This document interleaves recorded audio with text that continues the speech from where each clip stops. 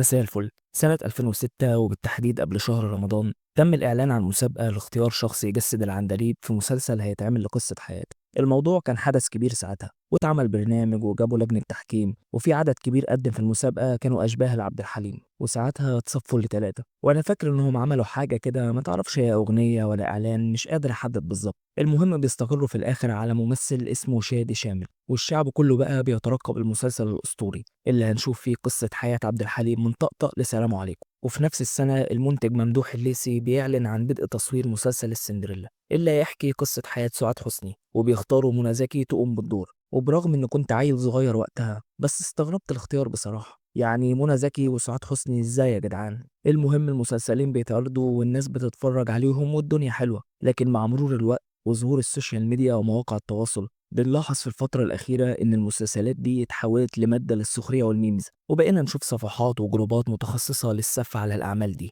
فيا ترى ليه أعمال السيرة الذاتية اتحولت من أعمال المفروض إنها أيقونية وملهمة لأعمال كوميدية وهزلية بيتعمل منها ميمز وكوميكس؟ النهارده بقى يا حبيب أخوك هنتناقش في الموضوع ده وهقول لك الأسباب. أنت بقى مطلوب منك تعمل لايك وسبسكرايب وتجهز فنجان قهوتك المتين، ويلا بينا نبدأ. السبب الأول: اختيار الممثلين. من أكتر أسباب فشل مسلسلات السيرة الذاتية هو الميسكاست وتسكين الأدوار. أنت لو هتعمل قصة حياة شخص يبقى بالتالي لازم تجيب حد شبهه قريب منه، ويبدأ الممثل بقى يشتغل على باقي الأدوات: الصوت، الحركة، الأداء، وطبعا كل ده بمساعدة المكياج. لكن احنا بقى ما شاء الله بنجيب ناس بعيدة جدا عن الشخصية اللي بنجسدها شكلا ومضمونا. يعني بذمتك يا أخي، هل يوجد علاقة من قريب ولا من بعيد بين منى زكي وسعاد حسني؟ هو انت لما تلبسها باروكة وتحط لها رموش كده انا هقتنع يعني؟ هل لما تجيب اشرف عبد الباقي يعمل اسماعيل ياسين كده انت هتبهرني مثلا؟ كل ده كوم، والفنان مدحت صالح لما جسد دور عبد الحليم ده كوم تاني. انا نفسي اعرف اللي رشح الفنان مدحت صالح للدور ده كان عقله فين ساعتها. نفسي افهم ايه اوجه التشابه اللي شافها بين الاتنين، ايه الحاجة المشتركة؟ يقول لي بس سبب واحد وانا هقتنع. يعني شادي شامل مثلا تمثيله ما كانش اقوى حاجة، لكنه كان بيجتهد وحاول يوصل للشخصية على قد ما يقدر. لكن تجيب لي وفاء عامر تعمل تحية كاريوكا وكارول سماحة تعمل صباح؟ لا كده انت اللي مصطبح لا مؤاخذة. يعني الأعمال اللي زي دي بتبقى حساسة جدا، لو مركزتش في اختيار القصة بعناية هتتحول لأعمال كوميدية. السبب التاني: المكياج. بص يا باشا، انت عايز تعمل تجسيد لشخصيات تاريخية يبقى فكك من الأبعاد الجسدية والكلام الفاضي ده. هما شوية بودرة على الوش وخطين كحلة في العين وحبة روج بني خفيف على الشفايف وباروكة حلوة كده. أما بقى لو عايز تكبر شخصية في السن، هما شوية دقيق على الشعر وحبة تجاعيد مرسومة بقلم ماركر، ولا كأنك بتتفرج على اللي فاتسات. ساعات وانا بتفرج على المسلسلات دي حقيقي بحس اني بتفرج على اعلان لصابونه سانسيلك. يا جدعان كميه البياض دي، وانا بكلمك في اعمال ملهاش 80 سنه، يعني دي من 15 او 20 سنه. يعني الدراما ساعتها كانت اتطورت عن زمان، وعناصر العمل اللي من ضمنها المكياج المفروض يعني انها كانت تبقى بروفيشنال اكتر من كده. بس دي طبعا تكمله للمشكله الاولى: انت مختار ممثلين مش شبه الشخصيات اساسا، فطبيعي تقعد تلعب بالمكياج في وشه لحد ما بيطلع وكانه خارج من الانعاش.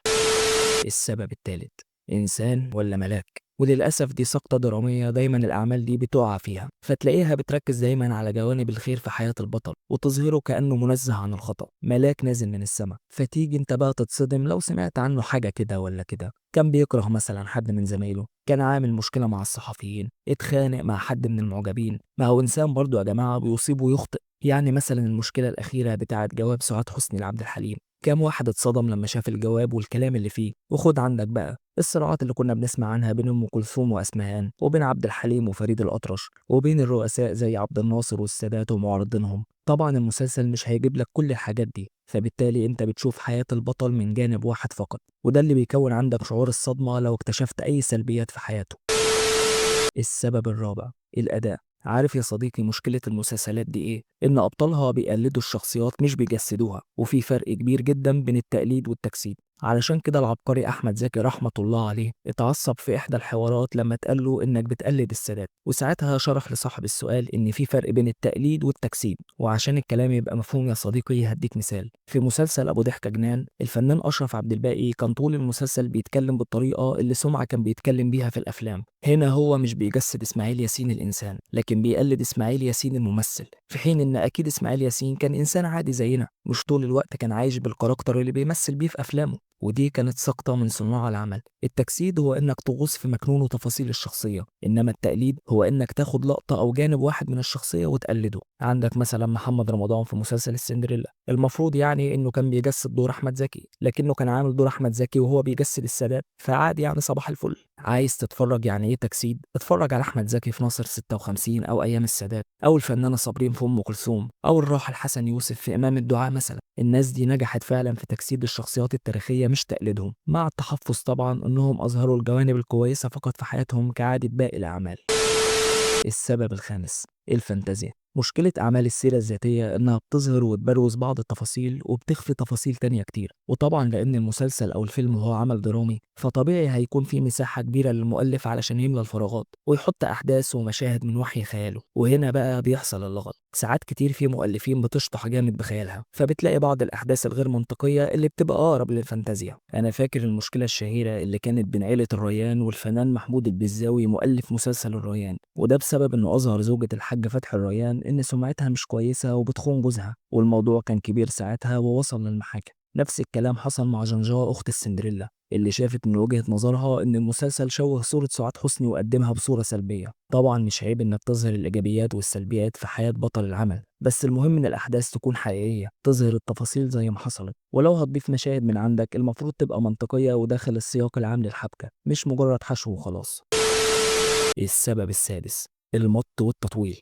المط يا صديقي يعني ايه تقعد تحكي قصة حياة واحد في 30 حلقة والحلقة ساعة الا ربع، وتجيبه بقى من ساعة ما كان بيرضع لحد ما يقابل وجه كريم، وتقعد بقى تحشي في مشاهد واحداث وحوارات. طب عليك بايه كل ده؟ هي السينما اثرت معاك في حاجة؟ علشان كده انا بفضل ان السيرة الذاتية تتعمل فيلم مش مسلسل. هما يا باشا ساعة ونص او ساعتين لو ضربهم الدم، وتجمع لي بقى الاحداث المهمة في حياة الشخصية بسيناريو قوي واخراج متمكن، هشتري منك على طول. وهنا يأتي السؤال، هل يعني مفيش مسلسلات سيرة ذاتية حلوة؟ هقول لك لا طبعا في. عندك مثلا مسلسل أم كلثوم، الفنانة صابرين عملت أداء عالي في المسلسل، وكمان باقي الكاست كان جامد ومتسكن صح، والمسلسل أخد تقييمات عالية ساعتها. وعندك الفنان حسن يوسف في مسلسل إمام الدعاء، والعظيم أحمد زكي في ناصر 56 وأيام السادات ومسلسل الأيام. عندك كمان ممثلين أبدعوا في التجسيد ومش واخدين حقهم، زي الفنان محمود العزازي اللي جسد دور العندليب في سمير وشهير وبهير، وفي كمان ممثل جامد اسمه محمد فهيم قدر يجسد إسماعيل ياسين وكمان سيد قطب في مسلسل الجماعة.